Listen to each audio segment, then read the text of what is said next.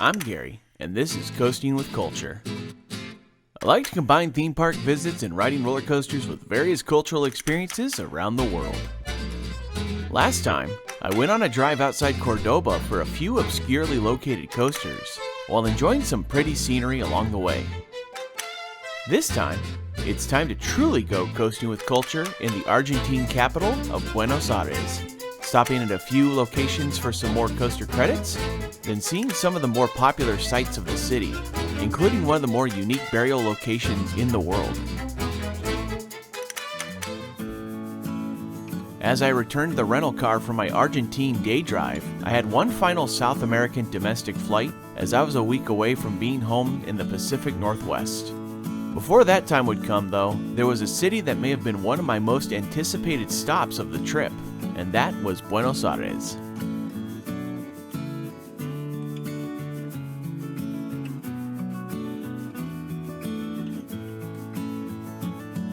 My plan for the day was to check off many of the coasters I was planning to ride in the area, starting first with the last of the larger South American parks of this trip, Parque de la Costa.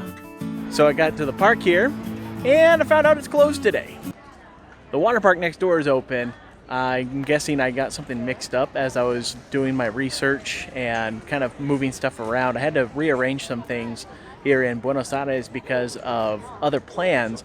And so I think I might have accidentally swapped this over to Wednesday, even though it's not open on Wednesday. So unfortunately, a little bit of a wasted trip up here for now. But it will be open tomorrow and through the weekend, so have a chance to come back and try again. In the meantime, there are other credits to get. Well, with Parque de la Costa having a wait a day, I figured I could use the day to knock off every shameless coaster credit in and surrounding Buenos Aires. Starting first at Terrazas de Mayo Mall in Malvas, Argentinas, where they had another location of Neverland. And this had what was probably the smallest coaster credit of the trip. Cha-ching!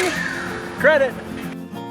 From there, it was on to Hado for Al Oeste shopping, which looked like it had seen better times with several closed locations, and for a moment, I thought their Neverland may have been closed for good. But it turned out I was a bit early for their opening, and just had to wait a bit.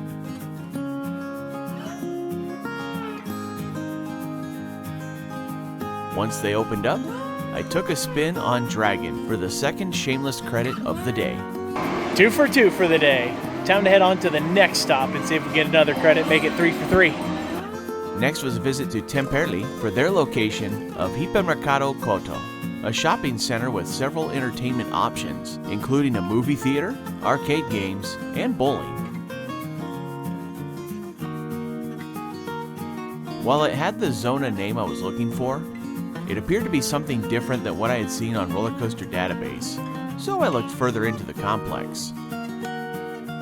Eventually, I found the part of the complex called Zona Magica, which was supposed to have a coaster, but it seemed to be that the location of the coaster was now occupied by more arcade games. And after looking around and asking an employee, I found that it was no longer there. So I grabbed an Uber to the city center. That ride over, though, became a bit more complicated. This is pretty wild. I was getting a ride with Uber to my Airbnb in the middle of Buenos Aires, and we couldn't get through because of this march that's going on behind me here. Never seen anything like it. Tons of people. I wasn't aware of what the march was all about at first, but I did some reading about the situation when I got to the Airbnb, and as it turned out, there were delegates that were arriving that day from the International Monetary Fund to meet with the Argentine government for debt renegotiation. This international financial institution wasn't all that popular in Argentina, as a poll from Argentina Pulse in October 2019 found that only 36% of respondents had a favorable view of the fund. These crowds appeared to represent the majority of the respondents who had an unfavorable view of the fund.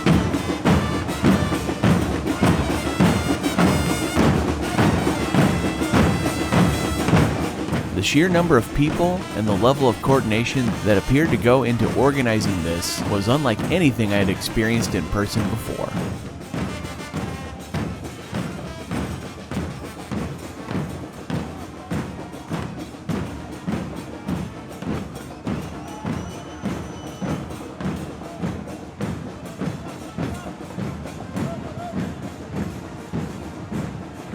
finally walked the remaining several blocks that my Uber ride was supposed to cover so I could check into my Airbnb.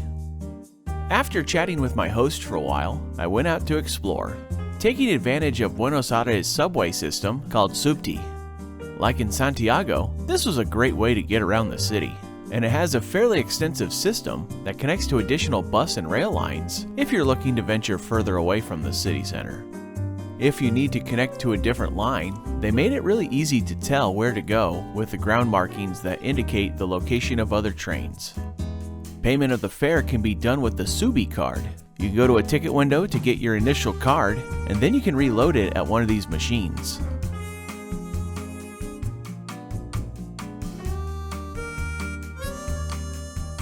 Once your card's loaded, all you have to do is touch it to one of these touch points, and then you can hop aboard.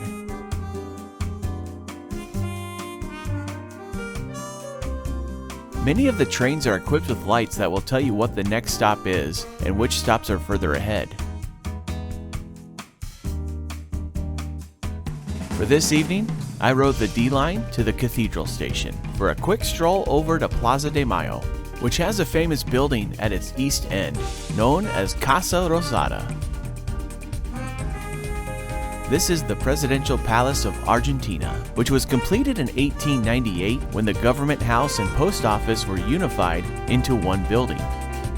In 1957, they added a museum that displays memorabilia and selected belongings of the former Argentine presidents. Now, when people think about this building, it might invoke memories of that classic song from Madonna, "Don't Cry for Me, Argentina." And the thing...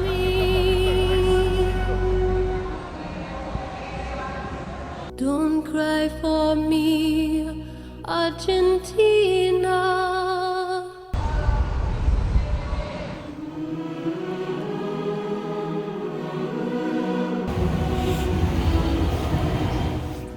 During the short time I spent in the plaza to see the presidential palace, the area filled with the sound of drumming and chants that came from a separate group marching in the protest of the presence of IMF delegates.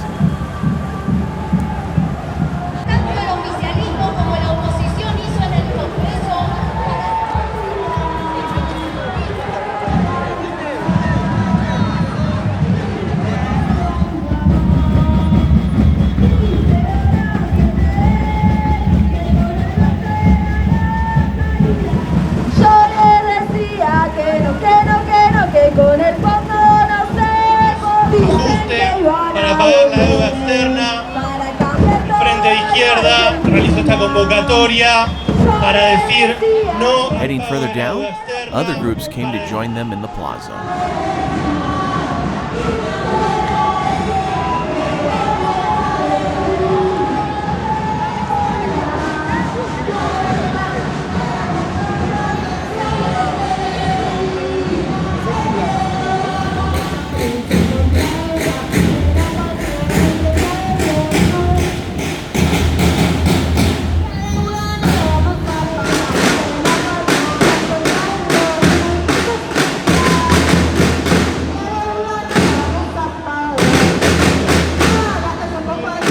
While it was incredibly fascinating to see this happening in real time, I was about ready for dinner. And on one of my coaster-seeking Uber rides, I saw a restaurant with a name I couldn't believe was real. But sure enough, there were multiple locations of a restaurant called Kevin Bacon. This was a popular hangout spot for the younger adults to enjoy, offering a variety of mac and cheese and hamburgers. It was interesting to see that they sold Patagonia Cerveza, because while Patagonia is a popular region of South America that includes part of Argentina, this beer was made in California, so it seemed to fit in with the namesake of the place, which might have influenced my choice of burger as I chose to have a bacon cheeseburger. I mean, the restaurant is called Kevin Bacon after all.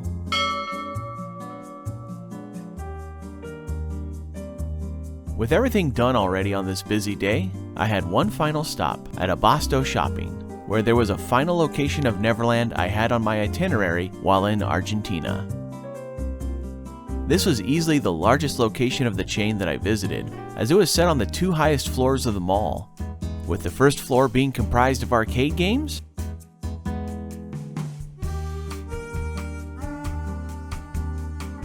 and the second floor for different rides.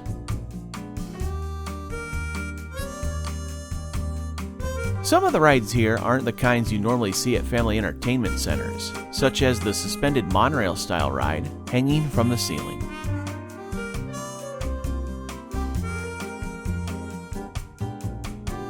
Of course, like other Neverland locations, I came for the coaster credit.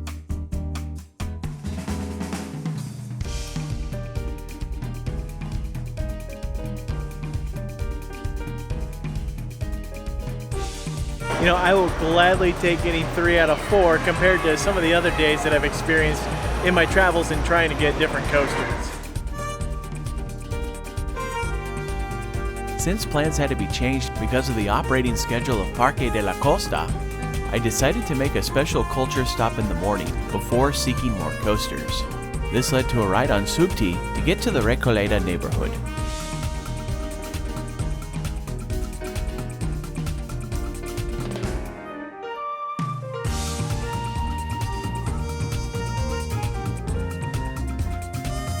This is one of the more affluent neighborhoods of Buenos Aires and is well known for the distinguished Recoleta Cemetary.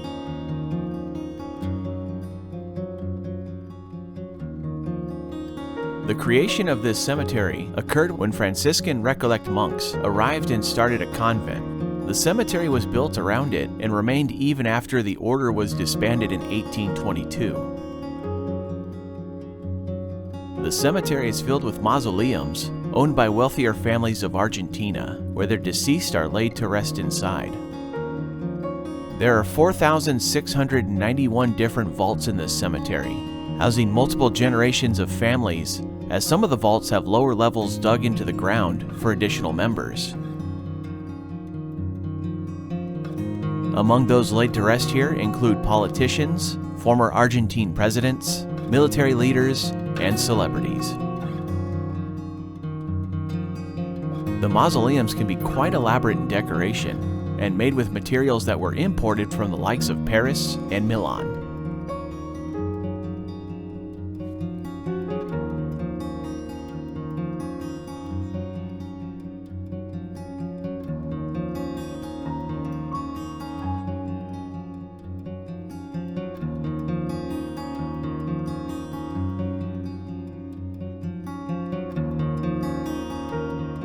Some chambers have larger glass windows, giving an open view into the vault where coffins of the deceased are placed.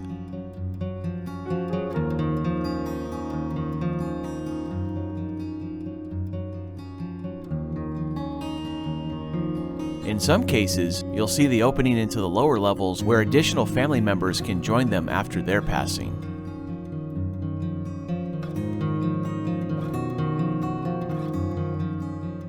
Near the entrance, you can find a listing of well-known Argentinians laid to rest here, and one particular mausoleum is very popular. This mausoleum belongs to the Duarte family, which was the maiden name of the former Argentinian First Lady, Eva Peron, a major political figure of Argentina during her life, and the subject of the musical Evita that details it. It's in this tomb where she's been laid to rest with her family, and many people come to pay their respects to a woman who still influences the politics of the nation to this day. Several of the mausoleums have decorative pieces paying tribute to the departed, but one piece had a particularly sad story tied to it. This statue of a woman and her dog are part of the tomb for Liliana Crociati de Szaszak, who was 26 years old when she was on her honeymoon with her new husband in Austria. An avalanche struck the hotel they were staying at, which led to her death. Because of it happening on her honeymoon, her family had a life-sized bronze statue made of her in her wedding dress, and includes an Italian poem written by her father on the plaque. Her dog Sabu died shortly after, so the family had the same sculptor create a statue of her companion to join her in memory of the both of them. At one point, a group of soldiers came marching through the cemetery and appeared to be there for a memorial service for someone from the Argentine military.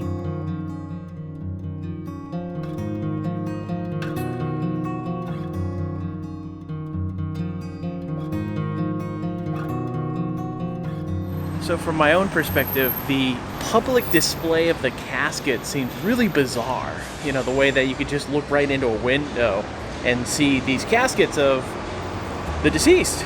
After getting a chance to see this incredibly popular cultural spot of Argentina, the next stop would be to find some more Argentinian coasters.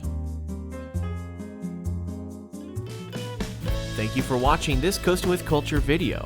If you enjoyed it, please give it a thumbs up and click the subscribe button below to see future videos here on YouTube, like these ones which you may enjoy as well. Additional content can be found at coastingwithculture.com, and you can also follow Coasting with Culture on Facebook, Instagram, and Twitter for announcements, previews, and updates. Thanks again for watching, and until next time, take care and safe travels.